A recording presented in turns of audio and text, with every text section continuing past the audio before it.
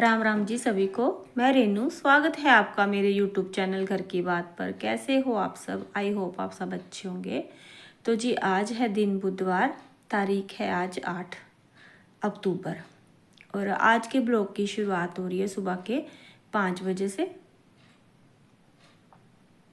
और आज आज ना सर्दी बहुत ज़्यादा थी। मैंने ना जैसे ही मैं उठी तो मुझे वैसे बस ठंड बहुत लग रही थी, तो मैंने दुपट्टे ओढ़ लिया था और नहाने के बाद भी वही दुपट्टा ले लिया था क्योंकि ठंड बहुत ज़्यादा लग रही थी सुबह सुबह आज। क्योंकि 2-3 दिन से लगातार बारिश चल रही है, पर आज थोड़ा मौसम देखा बाहर तो अच्छा था, ठीक था, आज चढ़ेगी धूप। और ये कपड़े मैंने धो के रखे हुए हैं मंडे के, क्योंकि आपको पता ही है बारिश संडे से ही शुरू हो रखी है। और मंडे को मैंने कपड़े धुले थे, वो ऐसे ही रखे हुए थे।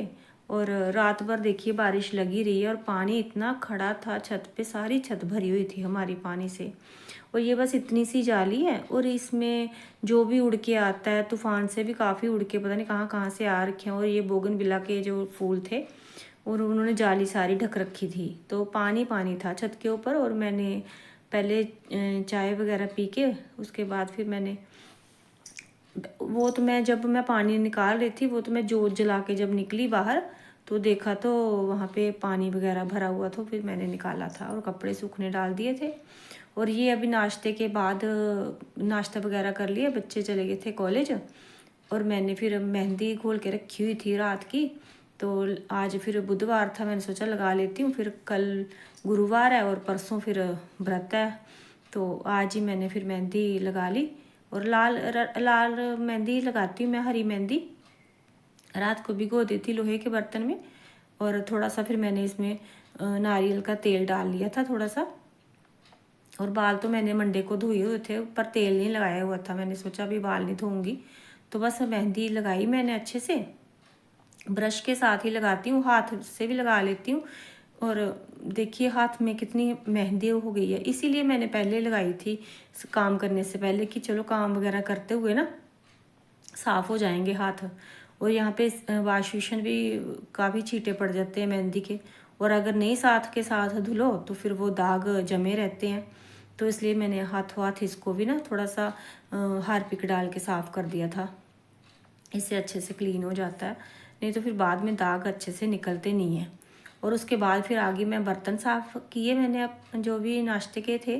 मेहंदी मैंने इसीलिए लगा ली कि 2-3 घंटे हो जाएंगे और काम करते टाइम निकल जाता है। और बार बार आपको पता ही आजकल नहाया भी नहीं जाता, बाल ही धोऊंगी मैं।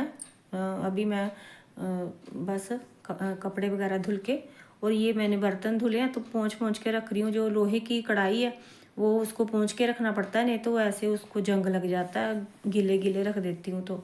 तो ये किचन के जो मैंने रखे हुए हैं टावल चपाती वगैरह सेकने के लिए, तो ये मैं अलग ही धोती हूँ, इनको मैं कपड़ों के साथ नहीं लेके जाती ऊपर। तो यहाँ मैंने पानी अच्छे से गर्म कर लिया था और उसमें मैंने सर्फ़ डाल के और इनको अच्छे से डिप करके रख दिया, थोड़ी देर के लिए अच्छे से गल जाएंगे। और जो भी इनके अंदर घी वगैरह होता है वो अच्छे से निकल जाता है, साफ़ हो जाते हैं। तो किचन में इनको धो के ऊपर ले आई थी मैं, सुखा दूँगी धूप में। और कपड़े मैं डाल गई थी, कपड़े इतने में आके एक हो गया था। तो उसमें फिर ये मैं कपड़े उतार के लाई हूँ जो सुबह सुबह डाल के आई थी मंडे वाले कपड़े। तो कपड़े वगैरह धो के सुखाए। और बादल अभी भी थोड़ा थोड़ा हो रहा था, अभी डर भी लग रहा है कि कहीं फिर से बारिश ना आ जाए, और ठंड भी इतनी हो रखी है।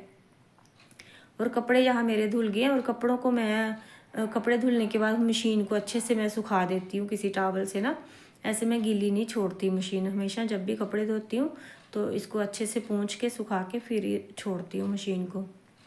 तो बस फिर मैंने ऊपर की क्लीनिंग वगैरह की, नीचे की मैं करके गई हुई थी, ऊपर की क्लीनिंग वगैरह की और अपने बाल धो के आ गई नीचे।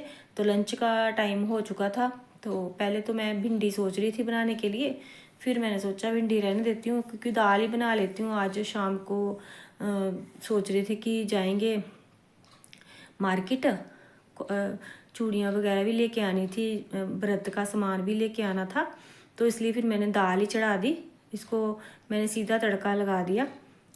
धुली मूंग की दाल है ये, एक सीटी भी नहीं हो बजने देनी, इसको पहले ही उतार लेते हैं तो अच्छे से बन जाती है। नहीं तो वैसे मैं खुली बनाती हूँ ये दाल, पर आज मैंने कुकर में बना दी फटाफट, क्योंकि लेट हो रहा था, 2-2:30 बज गए थे मुझे ना। 1 का टाइम हो चुका था, फिर 1 बज गया था और बेटा आ जाएगा 2 बजे तक।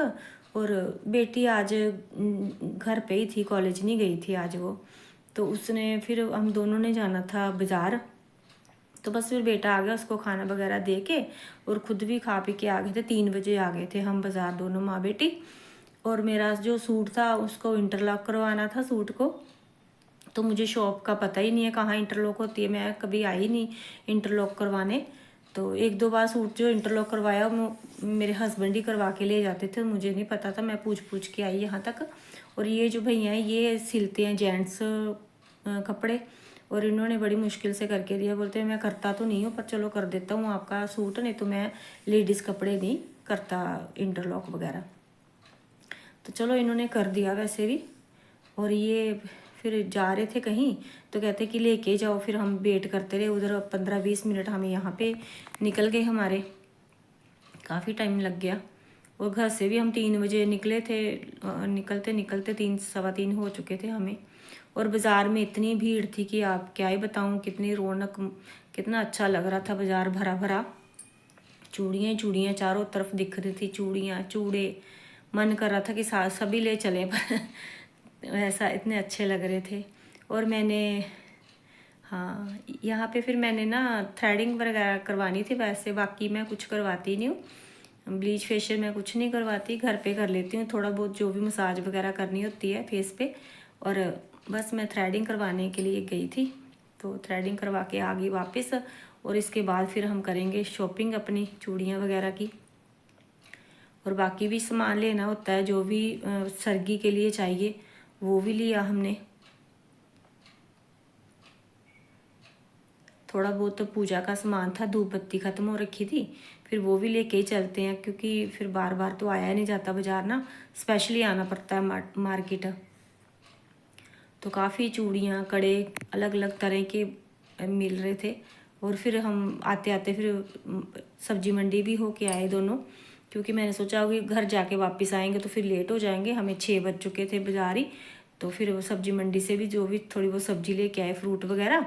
और आके फिर सीधे आके संध्या बत्ती की, क्योंकि 6:30 पौने 7 हो चुके थे, दिया बत्ती का टाइम हो चुका था। आके दिया बत्ती करके उसके बाद फिर मैंने बनाई थी चाय, हम तीनों ने फिर उसके बाद चाय पी। और जी ये था मेरा आज का ब्लॉग, मिलते हैं कल नए ब्लॉग में।